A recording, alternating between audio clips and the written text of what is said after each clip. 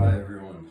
So I noticed that on one of the bookseller forums that I'm a part of, people were wondering how other booksellers make boxes, like custom build a box for their books or their items.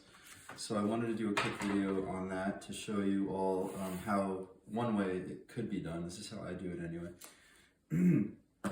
So what I have here, I've been a bookseller for about 8 years or so, and I use this method like primarily. It's my main method of boxing up books for people. So if someone orders a book from me, I'm going to put it into a custom box. I get boxes like this. This is a piece of a box I got for free. I get all my boxes for free, basically. I don't pay for boxes ever. So I think it's a good practice to recycle, like literally reuse, recycle boxes when you can. And this is especially easy for books because they're square. And when you build a box for a book, you're basically just wrapping the box around the book and then folding in the tabs on the top. On the top you have 1, 2, 3, 4, 5, 6, 7, 8 tabs. And then you'll have one tab over the end, and I'll show you exactly how I'm going to do that. So this is the Christopher Polini set, which I'm sure a lot of people are familiar with. This is a nice hardcover set, actually. I think 3 of these are first printings, which is kind of cool. So these are in good shape too. Someone should really enjoy these eventually. So I picked out a box from downstairs in my basement. I have a collection of these, and I'm going to show you what I would do.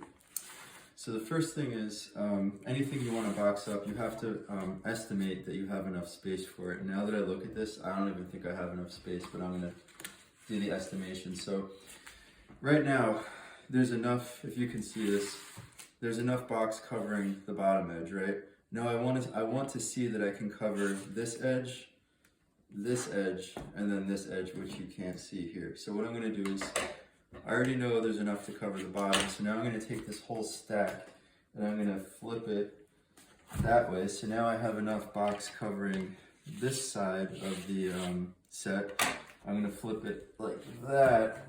Now I know there's enough box covering here, and this is where it looks like it's actually going to fit. I need to flip it one more time to estimate this edge, and so I'm going to do that like that, and it's very, very close. It's very close. You can see, I don't know if you can see this. Let me pull it back for a second. There's only that much left, and the problem is that as the box bends around the corners of this set, it uses up more material than I estimated. So I'm going to try it and just see what happens. I mean, there's a possibility. It's probably not going to fit, but I'm still going to do it because why not? So that's one dimension that you have to estimate. In other words, I just estimated this dimension of the set going this way. I did not estimate the material needed for the sides here. These sides have to fold up. So usually I just eyeball that, and from what I can see, this side right here is going to fold up like that, and it looks like it'll either meet it perfectly or there'll be some extra. The reality is you only need this side to meet about halfway. You don't even need this to come up to the top. This just has to come up to here, because this side here is going to be folded over the top, and it's going to fold down over. So you just need, the amount of material you need here is half of the total distance from the bottom to the top of the book. It's kind of a weird thing to think of it that way, but it's true. I'll show you what I mean in a second. So I'm going to, by the way, this is a very quick process once you know how to do it. I'm just explaining it, so it's taking a while. This is interesting. So I put the book set right up to the edge here, because that's right where I want to start, and it just so happens that this is already folded like that. This box already has a score in it, so normally what I would do is I would score right here so I can fold this up, but it's already been done, so I don't need to score it.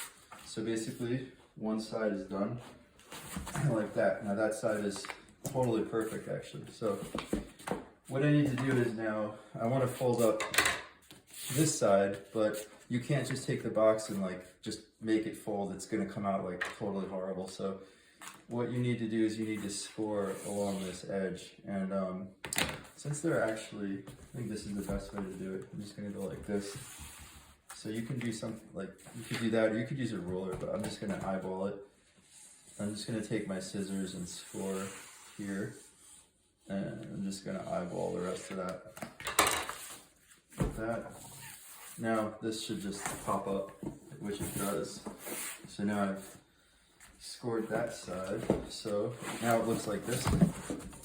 And I just need this last part to come up to finish off this this side of the set. And again, what I'm gonna do is just go like this to get my straight edge here, and I'm gonna start scoring. I'm gonna move the whole set of books down to continue having an edge to score against. Move it down one more time. This process is the same for any size book. You don't necessarily need to always be shipping 4 books at once. This will work for 1 book just fine. I just wanted to use 4 books to show you that it can be done. So I just scored the line right there, and this should just pop up, yeah, like that. So here's the moment of truth to see if I have a feeling it's going to be too little material, but let's just see. Oh, look at that. It actually is perfect. Came out perfect. So normally, if you leave yourself a little bit of extra material, what you do is you score it one more time, and you take that extra and you tuck it under here. You don't put it over the top. There's a reason why, but I won't get into it now. But you tuck that extra material that you would give yourself under there. But since I don't have any, I'm going to go ahead and tape this now. So I'm going to apply a piece of tape all the way across. Way too much tape, but for this demonstration, this is a big set, so it's okay to use that much in this instance.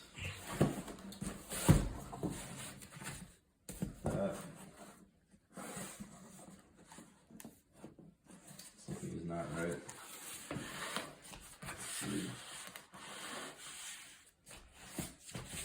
That was originally like this. Okay. So I'm going to tape this edge like that. Just push all this down.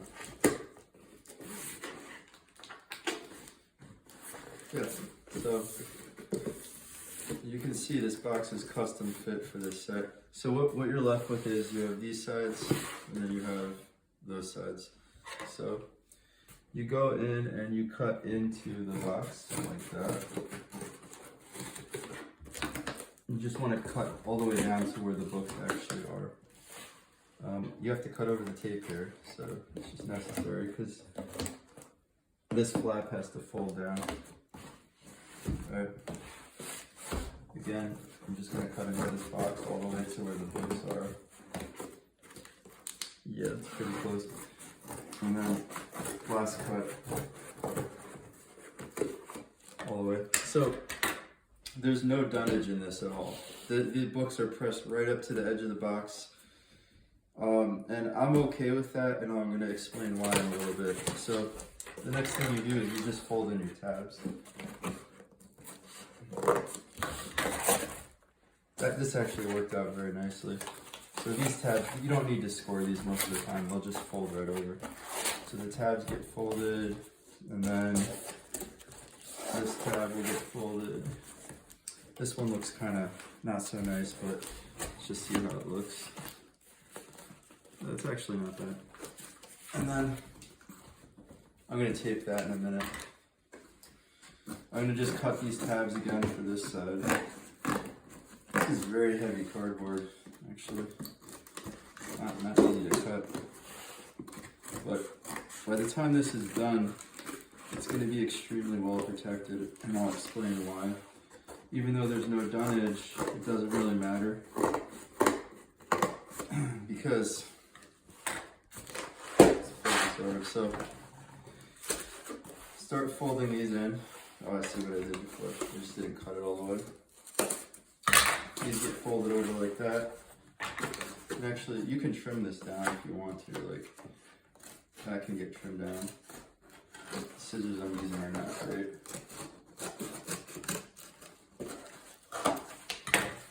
And then folded, and then folded. The reason I'm not putting dunnage into this, dunnage means like extra padding. The reason I'm not putting extra padding in is because look how many layers of cardboard are protecting the ends. You have 1, 2, 3, 4 layers of cardboard between the edge of this box and the inside corner of the book. It's like a huge, extremely strong buffering of cardboard there, that if this box were to fall on its corner, like nothing's gonna happen with these books. It'll be totally fine. So to finish this off, I'm going to not screw my tape up, hopefully. Screwing up on the packing tape always sucks for those of you that use a lot of packing tape. I'm sure you know that. So to finish this off, it's pretty nice. You're just gonna tape it down, and that's it really.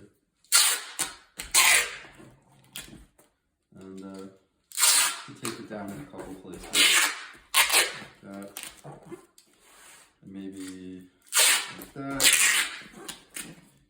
Now, this is just a little detail. These pieces of tape here, here, here, like if I were to send this in the mail like this, these can actually just lift up pretty easily. So a good idea is to go, is to go over those pieces of tape with another piece of tape this way. This piece of tape is going to hold these down. Let's go around the box. That's it. And then flip this over. And yeah, this side doesn't really look great, to be honest, but I kind of don't care. It's just a box. So on this side, if you want to spend time like trimming these so that they look super neat, you can. But once I tape this up, you won't even, no one's gonna question that. So I'm just taking the flaps down. There. And then, like I did on the other side, I'm gonna go around so that these pieces don't start to lift up. And I'm just gonna go over it like this. Like that, all the way around.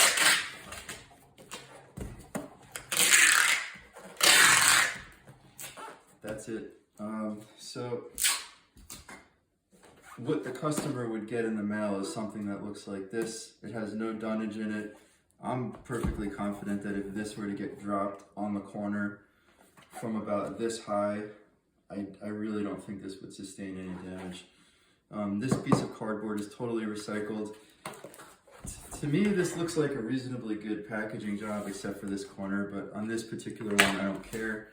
And I mean, I can even just go like this, just tape over that corner so that, you know, it looks a little bit more legit. But yeah, this can then be sent straight through the mail. I'm sending this into FBA, so this is actually going to get put into another box by the Amazon workers. But the customer then will get this nice package inside of another box, and at least Amazon can't screw this up too bad because these books are extremely well protected. So that's what that looks like. Totally custom job. I didn't need to go like hunting for a box somewhere. I just built my own.